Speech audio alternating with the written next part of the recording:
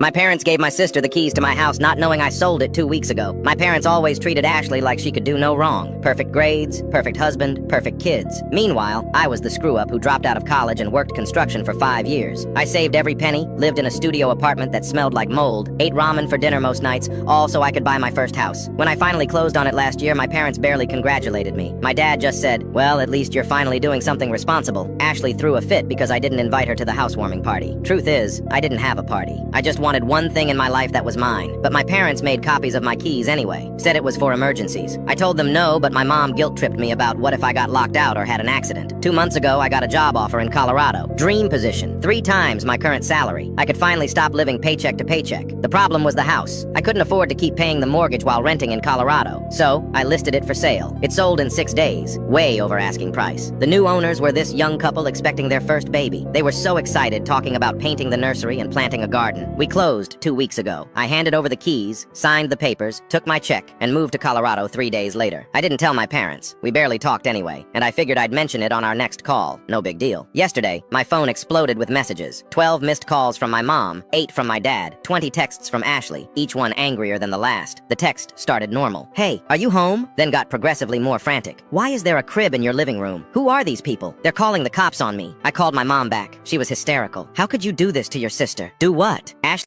needed a place to stay. Her husband kicked her out. I gave her your spare keys so she could stay at your house for a few weeks. My stomach dropped. "Mom, I sold the house 2 weeks ago." Complete silence. "You what?" "I sold it. I moved to Colorado for a new job. The new owners live there now." More silence. Then my dad grabbed the phone. "You sold our emergency backup house? What if Ashley needed it?" "It wasn't your emergency backup house. It was my house that I bought with my money." He started yelling about family responsibility, how Ashley was going through a rough divorce and needed support, how I was being selfish as usual. "Did you even ask me if she could stay there?" I asked. "We shouldn't have to ask. You're her brother." I hung up. Then I got a call from an unknown number. It was the new homeowner, Nicole. She was crying. "Some woman just broke into our house using a key. She started screaming that we were squatters. My husband's calling the police. She scared our dog so bad he bit her. Is she related to you?" I explained everything. Apologized a million times. Gave her my parents' contact information for the police report. 20 minutes later, Ashley called me from the police station. "I can't believe you let me get arrested. You broke into someone's house, Ashley. What did you think would happen? Mom said it was your house. It was my house 2 weeks ago. I sold it. I don't live there anymore." She started crying.